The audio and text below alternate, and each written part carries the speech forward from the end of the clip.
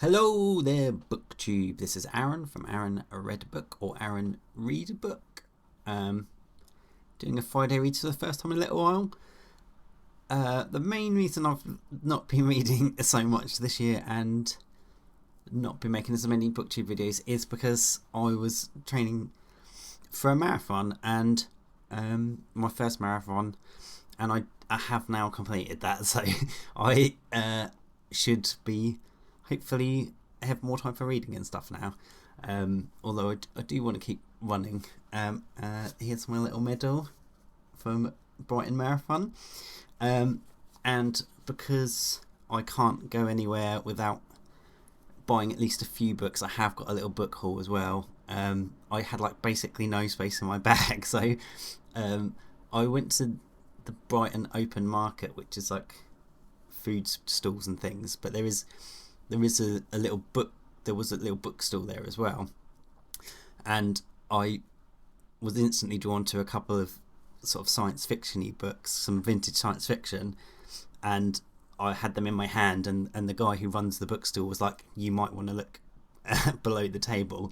And I looked under the table, and there was a big box of vintage science fiction, which it was sort of lucky I had a very full bag with me, or I would have ended up spending a lot of money.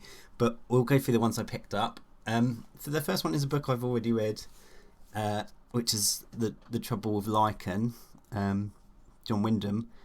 I'm a big John Wyndham fan. I would say this is probably my least favourite Wyndham.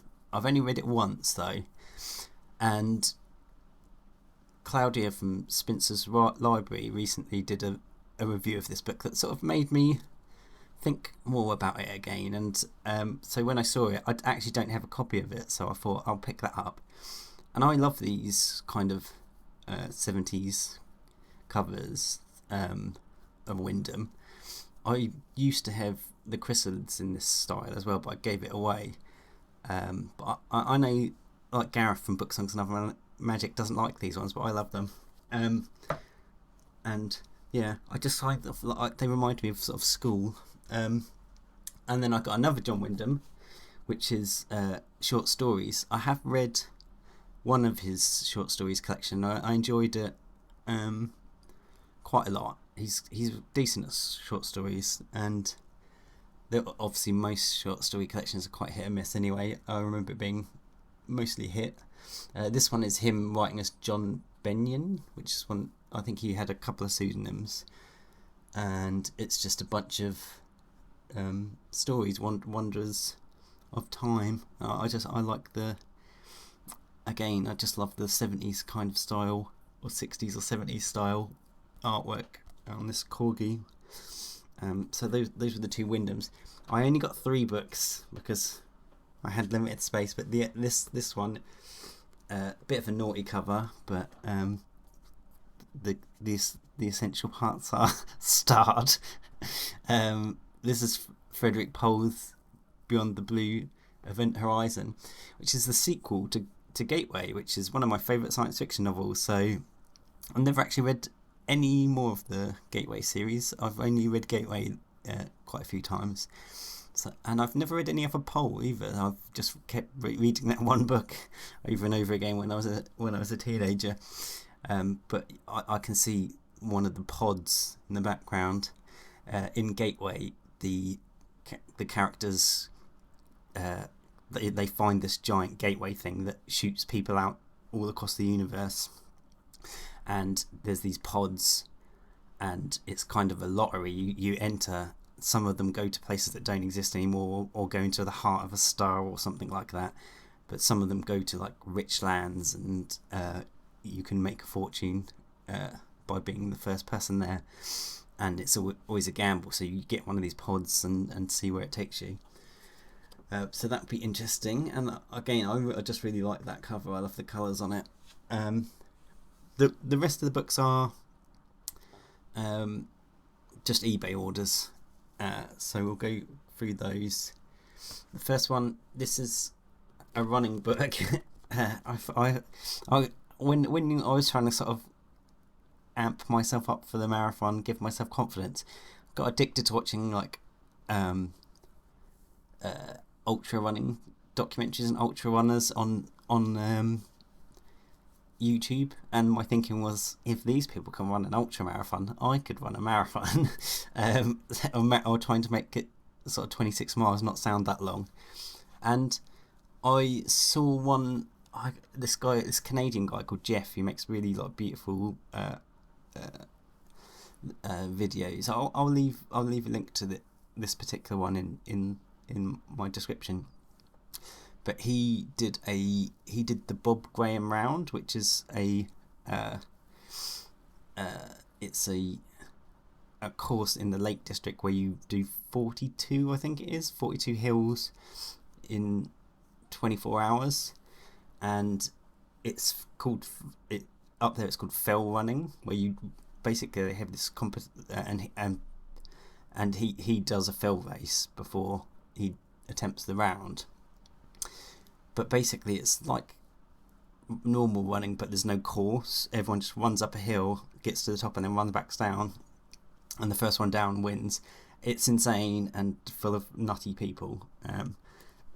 It's quite big in the north of England, and particularly around the Lake District. And I saw one of the guys on that video saying, "Oh, how did you get into fell running?" And he said, like a lot of people, it was from this book. So I thought I'd check out this book, and hopefully doesn't get me addicted to running up and down hills, because that sounds brutal. These next two books are both recommendations from Erica at Passage of Time, who I included on my my booktuber name tag, and her prompt was a book that takes place over a long passage of time. And I love books like that, and she came up with two really good recommendations that I hadn't read. So this one, I think someone else recommended it as well. It might have been Deb at Rainer Reads. I think she might have mentioned Edward Rutherford before. This is called Serum, and it's like, I don't know why they used this as the front cover. It's big hardback, but look at the back. The back's much cooler. But I believe this is set over like thousands of years or hundreds of years or something. And it sounded, his books all sound quite interesting, so I thought I'd pick this one up. If you've read that, let me know. I want to know what you think of that. And this other one is another hardback. It's called The Gargoyle, by Andrew Davidson. It's kind of a goth cover. It reminds me of sort of nu metal times. But this book sounds a bit like what's it called? That really bad book, The Time Traveller's Wife, because it's a couple that kind of are in love over through time travel over hundreds of years and stuff, thousands of years. And it sounded like The Time Traveller's Wife had a really good premise, but it was just incredibly badly executed, because they were just talking about furniture and how cool their record collection is and how rich they are. This one sounded more interesting, so I'm hoping it's kind of The Time Traveller's Wife but done right and doesn't waste a good concept. So they're my book hauls. My haul. I have not been reading a lot, but I did sort of start reading on the train to Brighton and on the train back, and basically finished it. Well, I have finished it now, but The Invisible Life of Euridice's Gusmao, by Martha Batalha. I can't say it. Watch Mary Andrea's channel to get the correct pronunciation. But this is the book for Mary Andrea's sort of Latinx book club this month, and it's an odd book. It's Brazilian, and I won't talk too much about it because we'll talk about it in the Discord and stuff. But it's a strange novel. It's mostly like little short stories, really, about all the different characters who Euridice comes into contact with. So you get basically the family history, and every person that's introduced, you kind of get their entire life story in little sort of vignettes. And it's set in Brazil in the 40s and 50s and 60s mostly, and it's kind of the main characters are these like Euridice and her sister and other women that are in her life, and the sort of theme is how they're stuck in a kind of patriarchal society, and like Euridice is really smart and really good at everything she does, but just the way life in Brazil is at the time means that she can never reach her potential, and she's always sort of stepped down upon by men in her life and stuff, and told she can't do things. And that's a theme that goes through all the characters, but she's just really good at writing these little character stories. So if you want a novel that's like start, middle, finish, this is probably not for you. But if you like exploring characters and little stories and things, this was a good read. It's really easy and quick read as well. I basically read the whole thing just on the train to and from Brighton, and it has a very dry humour, and I think probably some of that humour might have gone over my head, but because it's Brazilian in like quite Brazilian sense of humour as well, I think. But yeah, I enjoyed it, and I would like to read more by this author. I don't think anything else has been translated by her, so yeah, I don't think I can. But yeah, I'd be interested to see what other people who are doing the book club think of it as well. But because I think some of the books they've been reading so far are quite depressing, but this one is kind of optimistic in parts and funny, so it has just nice little life moments. Yeah, I did enjoy it. And currently reading, I'm still plugging away at Vanity Fair. I'm nearly halfway through and I'm still enjoying Vanity Fair. They're just about it's interesting in like Trollope and Jane Austen and things that are set in the same period as this. They quite often just ignore I guess Trollope's after, but this is Victorian book set during the Napoleonic Wars, so it's set further back in time, but they quite often, like people, Jane Austen especially, never mention the wars themselves.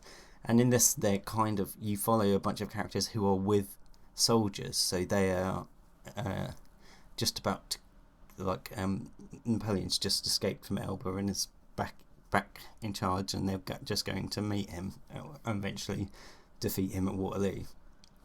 But yeah, it's interesting. But I love the voice of William Makepeace Thackeray, and it is obviously where Trollope got his speaking directly to the reader sort of thing, and he's like, oh, don't worry about the war, we're not interested in that part, we'll stick with the wives back in camp. But yeah, I'm enjoying it, and I do like Becky Sharp as a character, and she is certainly not a traditional heroine in that she's not particularly a nice person at times, you would say, and she's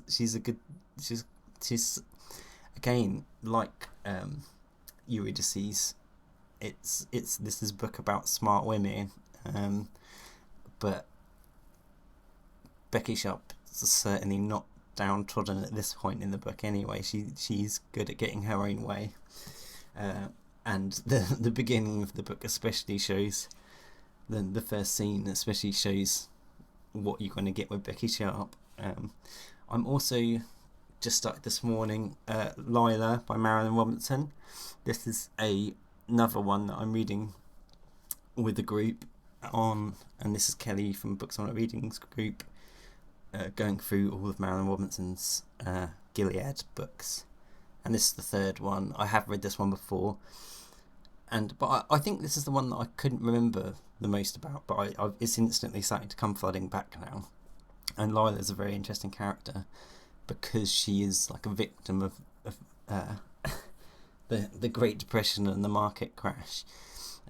She's basically a homeless person at the beginning of this book, and a child a sort of vagrant moving from place to place for work. And yeah, it's interesting to read this during a potential another market crash. But yeah, Marilyn Watson's beautiful writer. I think she's the only author I've ever given 5 stars to every single book I've read by her. I've read 4, so I've read these first 3 Gilead ones and Housekeeping, which I also love.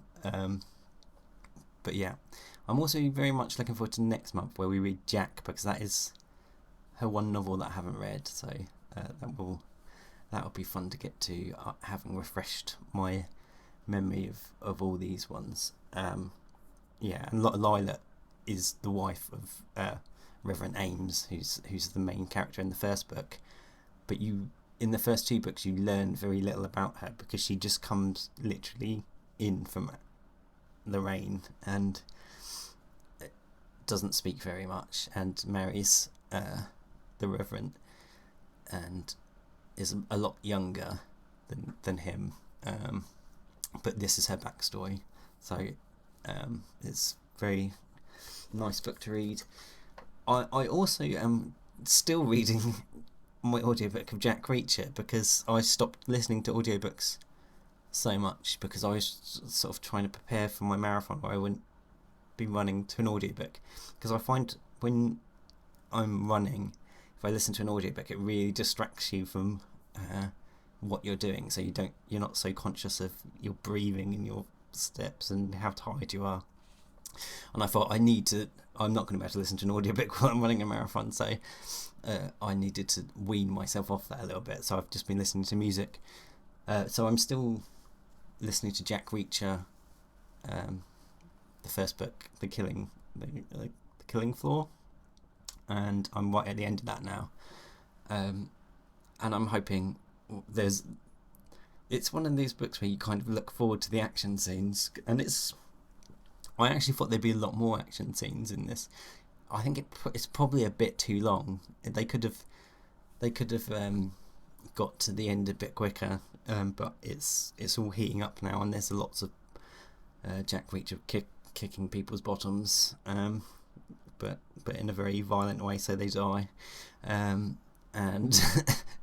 yeah, he's getting his revenge on the bad guys, which is what you want from these books. So even though the writing is questionable, I will definitely read more of them, and I think I probably won't go with the same audiobook narrator, or I think these might be more fun to read on the page as well, so I'll see how that goes. But yeah, I've got my next audiobook already lined up, which is Everything is Tuberculosis, I think it's called, which is John Green, who's probably better known for his sort of YA books like Looking for Alaska and what was that, a cancer-y one? I can't remember what that's called now, and Abundance of Catherines and Turtles All the Way Down and stuff like that. But I originally knew him from YouTube, because he was one of the big original YouTubers with his brother Hank Green. They had a channel called Vlog Brothers where they would send each other a video every week, because they lived in different parts of the countries, and that went on for 15 years or so. I think they still do it, but they were a big early YouTubers, and they started what's it called, that YouTube festival thing they did, I can't remember, but yeah. And I've always liked John Green as a person, and I think I will prefer his non-fiction, because he's and I like, because he's been talking about tuberculosis for a long time, and it's a ridiculous situation where it's still killing millions of people even though it's a curable disease, and now unfortunately it's going to be even worse because of the cuts that Doge have made, and John Green's been at the White House, I think, this week, trying to convince them to stop cutting the aid. But yeah, it'll be interesting to learn more about that, and it'd be nice to hear John Green doing the audiobook version as well. Anyway, that's my Friday reads for this week. Let me know if you've read any of the books I hauled, the Frederick Pole Gateway series, or John Wyndham's Trouble with Lycan. Where does Trouble with Lycan rank for you? It's not one of my favourites. If you've ever been fell running, if you've run up a hill and back, and you've read Feet in the Clouds, and if you've ever read Sarum or the Gargoyle, have a good one, BookTube. Bye.